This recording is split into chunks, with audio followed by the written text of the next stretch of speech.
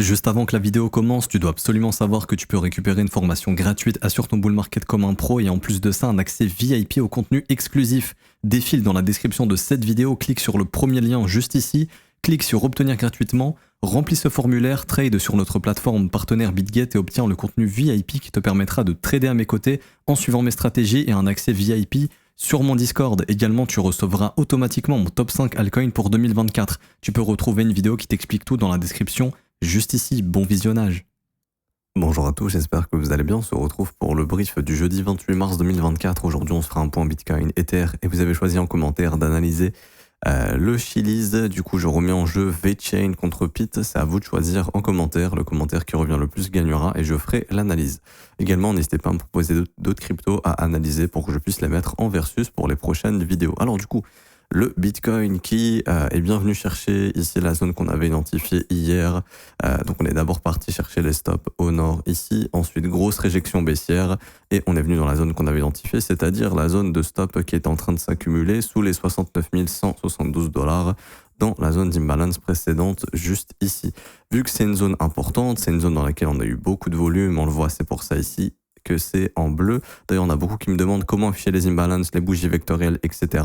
On vous a mis en commentaire épinglé un lien pour utiliser les indicateurs que j'utilise en vidéo. Donc, vous allez en commentaire épinglé de cette vidéo. Vous avez un lien, les indicateurs que j'utilise. Vous cliquez dessus et vous pourrez avoir les indicateurs également. Donc, on sait qu'ici, c'est une zone importante, puisque le marché crée ici une zone de stop qu'on voit clairement, qui a été déclenchée. Également, on sait ici que les acheteurs ont défoncé les vendeurs, beaucoup de volume, imbalance. Donc ça, c'est un très fort support, c'est censé tenir. Le prix, pour l'instant, est parfaitement en train de tenir ce support. Et on est en train de réintégrer également le support qui a été créé. Donc c'est ce qu'on appelle faire une déviation, réintégration. Donc pour moi, tant que le prix ne repère pas le support, je dirais le creux des 68 900 $, on a fait une belle déviation, réintégration, et en théorie, on serait mature pour aller chercher de nouveau plus haut, direction la TH. Le seul petit bémol ici, c'est qu'on est venu chercher les sommets avant de faire ce mouvement. Ça aurait été mieux de les garder ici. Voilà, on va pas les chercher. Comme ça, on va chercher les stops. Et là, on aurait eu beaucoup plus de confiance pour se dire, OK, on va aller défoncer tous les stops cette fois-ci. Mais là, ça a déjà été déclenché. Donc, petite vigilance. Mais bon, dans l'idée, le price action ici est cool. Bien sûr, tant qu'on ne repère pas le support ici, là, on commencerait à se poser des questions. Également, on a des événements assez importants. On a le PIB, la croissance du PIB, les chiffres de la croissance du PIB américain cet après-midi. Bon, encore une fois, je pense que ça risque d'être assez correct.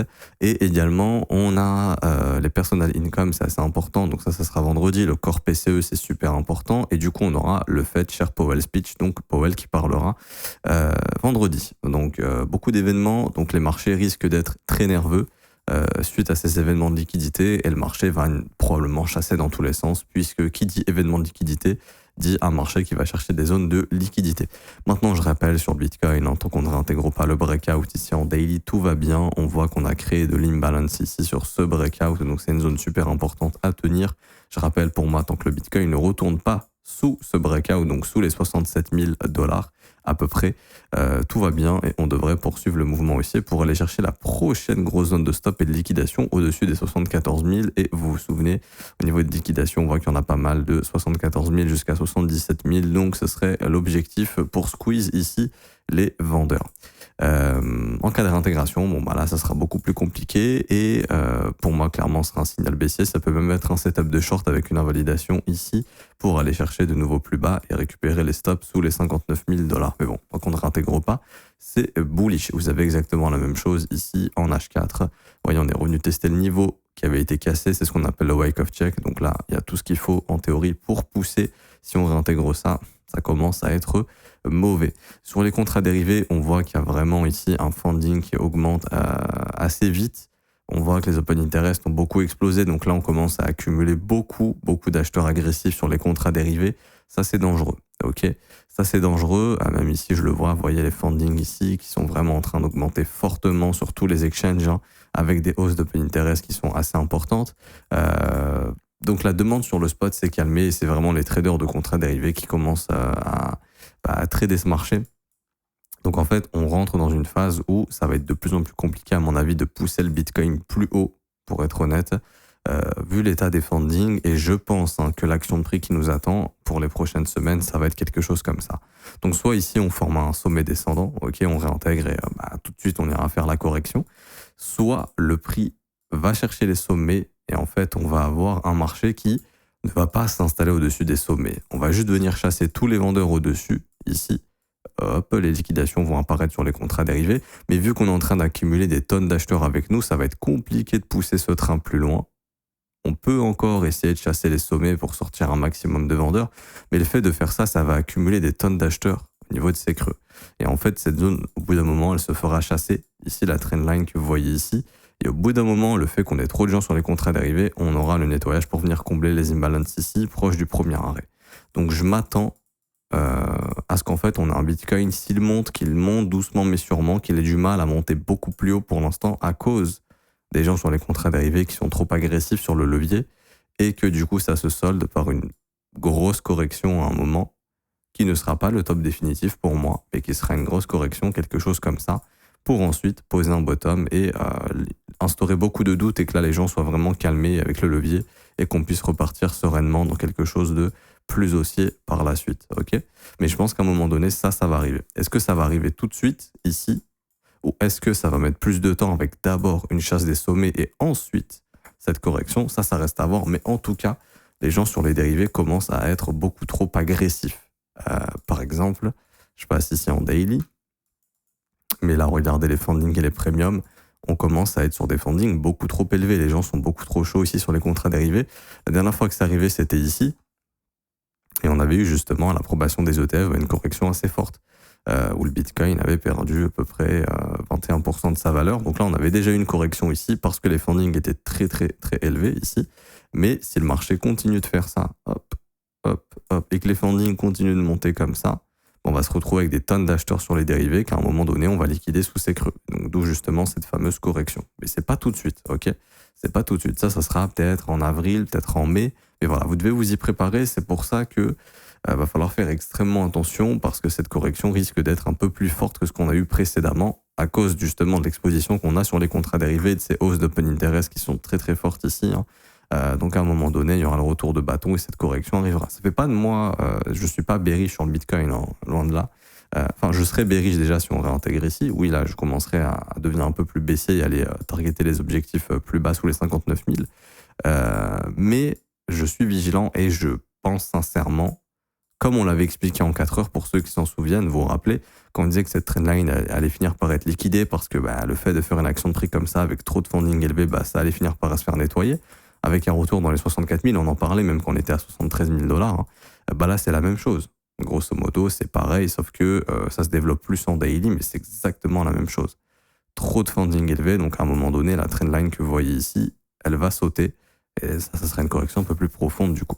Ok. Donc voilà, la seule chose qu'on peut pas savoir, c'est le timing, tout simplement. Mais bon, je pense qu'on aura le temps de la voir arriver. En fait, les signaux qu'il faut surveiller, c'est à chaque fois que ça break out, si ça réintègre, ça peut valoir le coup de se hedger, tout simplement. Personnellement, c'est ce que je ferai. Ce que je vais faire. Pas plus de choses à dire pour BTC, j'ai un peu dévié, mais bon, je pense que c'était assez intéressant. Je vais essayer d'aller sur OTH si j'y arrive. Alors, Ethereum, du mal à vraiment confirmer son breakout. Ether, maintenant, voilà, il est très dépendant de Bitcoin. Tant que Bitcoin, pour moi, corrige pas, il n'y a pas de souci.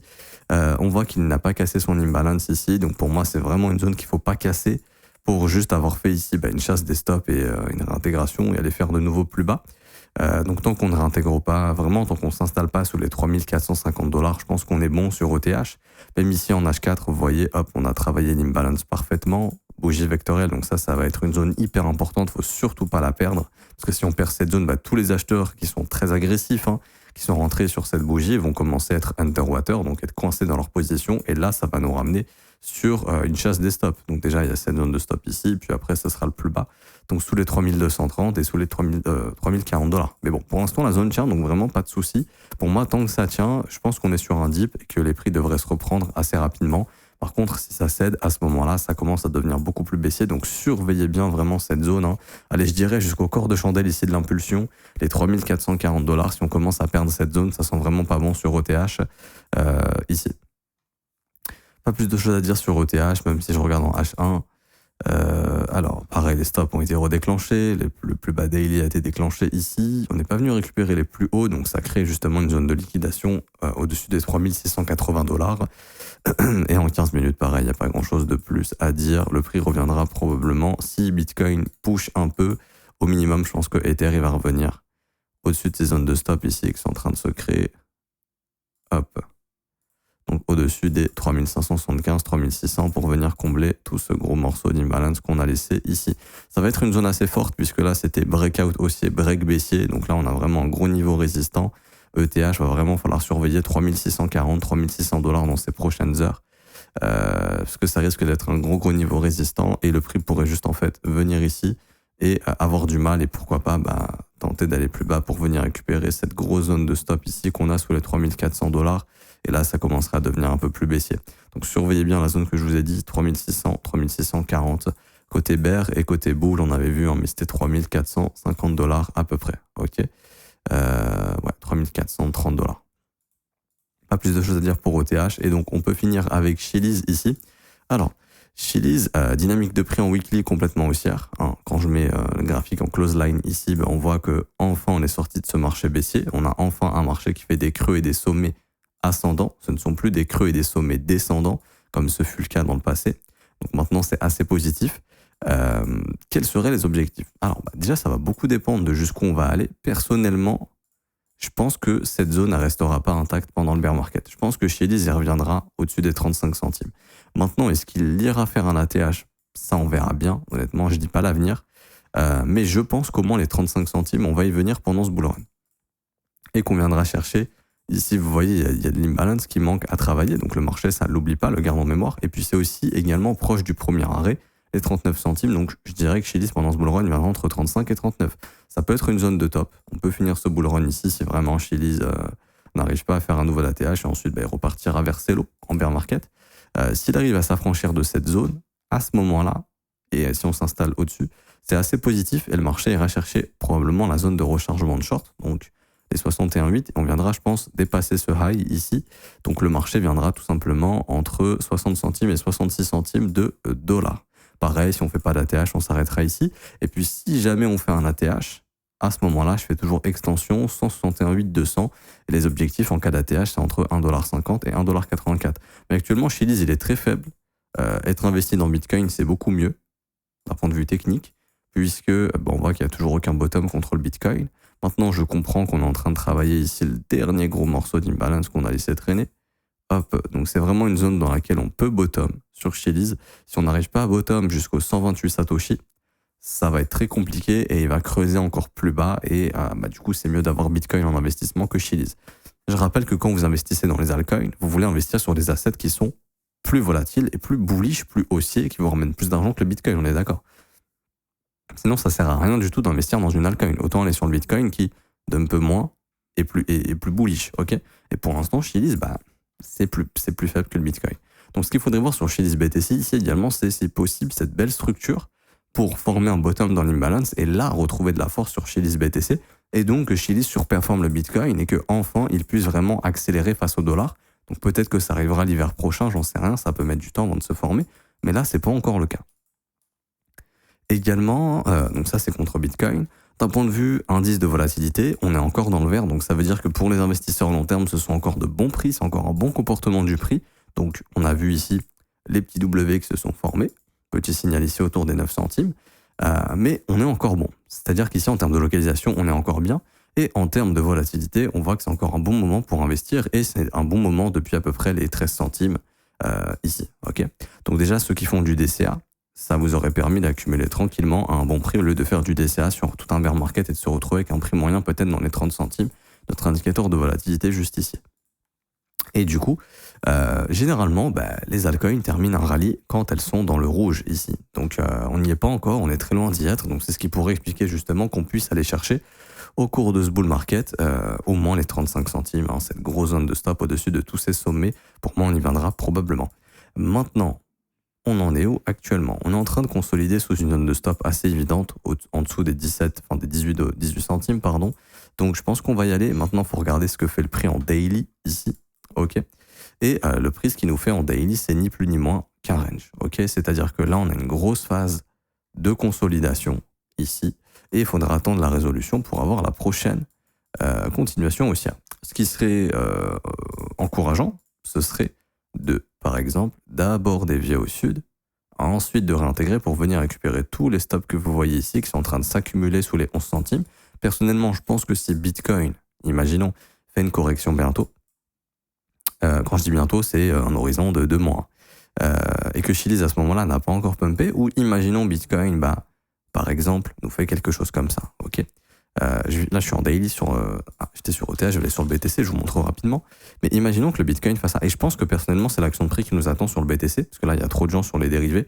C'est d'aller sortir les vendeurs, comme ça. Et ensuite, on aura probablement un retracement à nouveau ici. Et en fait, ce mouvement, ça pourrait être une chute de 10%. C'est rien, encore une fois, c'est rien. On serait toujours haussier.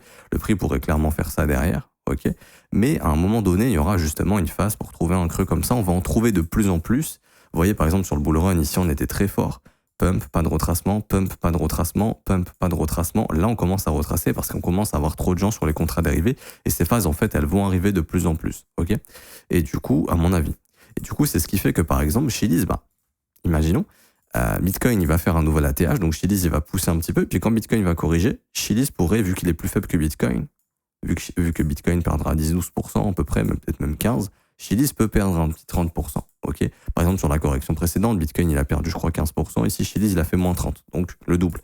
Et je pense qu'à ce moment-là, on pourrait justement avoir la fameuse chasse de tous les stops ici, la petite déviation, pour ensuite avoir la réintégration et là, avoir une reprise beaucoup plus forte. Chiliz, ce qu'il peut faire également, s'il ne veut pas faire cette déviation, c'est tout simplement breaker et merci, au revoir. Ok. Mais en tout cas, c'est plutôt encourageant d'avoir des phases de consolidation comme ça. Ce qu'il faut bien évidemment, c'est pas casser définitivement au sud et repartir comme ça au sud. Ça me semble peu probable. Ce qui serait le plus probable justement, c'est soit de casser et de ne pas avoir de réintégration et de continuer, soit de si jamais avoir une petite déviation, réintégration et là, on y va. Ok. Donc, on a une latéralisation du prix. Ensuite, on a la petite déviation ici, le petit mouvement piège. Et ensuite, là, on a la grosse phase de hausse ici que je mets en vert comme ceci. Ok. Donc voilà, pas plus de choses à dire pour moi sur Chiliz. Donc je doute qu'on soit sur un top au niveau de ce bull run, sincèrement. Maintenant, je m'attends à ce que ça puisse aller nettoyer sous les 11 centimes tôt ou tard. Ça serait vraiment une bonne entrée. Honnêtement, si on y vient.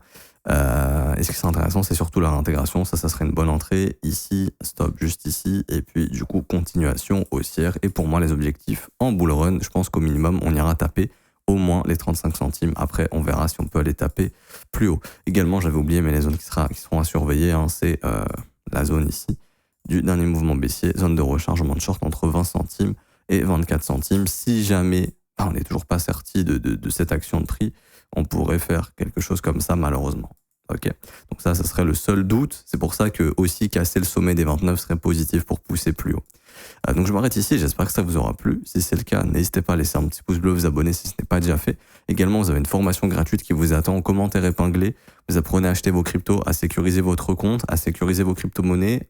Vous apprenez la gestion du risque, vous apprenez à faire du DCA correctement et vous apprenez également une stratégie clé en main que je vous donne pour le bull run que vous pouvez appliquer, savoir acheter au bon moment et vendre au bon moment pour bien gérer votre bull run. Tout ça, c'est gratuit. C'est le premier lien en commentaire épinglé. Vous remplissez ce formulaire, ça vous prend 1 minute. Ensuite, vous aurez accès à la formation gratuite. Pour ceux qui veulent rejoindre le VIP, c'est 100% gratuit également. C'est du contenu exclusif en plus, des vidéos exclusives, des market reviews exclusives, des opportunités qu'on surveille, un suivi de trade. On vous montre comment on exécute nos trades. On vous explique pourquoi on a exécuté ces trades-là. Des trades dont vous pouvez vous inspirer et suivre également.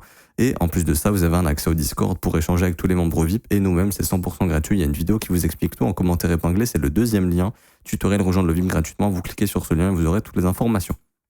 Pour ceux qui veulent se former à mes côtés et rejoindre l'école, c'est en revanche un abonnement qui est payant car c'est un suivi quotidien tous les jours du lundi au vendredi plus une formation de 19 heures qui vous est offerte. On apprend tout sur l'analyse technique, l'order flow, analyse fondamentale, psychologie des marchés, créer votre propre plan et créer votre propre stratégie. En plus de ça, vous avez un brief quotidien qui est fait par moi-même, tout simplement, tous les jours en direct et je réponds à vos questions. J'analyse des cryptos que vous trouvez intéressantes. On trouve des opportunités intéressantes ensemble, on trouve des setups intéressants, on voit toutes les erreurs à éviter et également, je vous dis justement comment je manage mon risque sur le marché quasiment tous les jours. Pour rejoindre l'école, c'est le 4e lien en commentaire épinglé, rejoindre l'école, école.le39zco.com. Si vous n'êtes pas dispo pendant le direct, vous inquiétez pas, il y a une rediffusion qui est faite immédiatement après la fin du brief et les abonnements commencent à partir de 49 € par mois. C'est sans engagement, vous pouvez annuler le renouvellement quand vous le souhaitez. Et vous avez aussi les offres 3, 6 et 12 mois qui ont des réductions, donc n'hésitez pas à en profiter. Toutes les infos en commentaire épinglé ou en description de cette vidéo. Je m'arrête ici, on se retrouve demain. Bonne journée à tous, ciao ciao.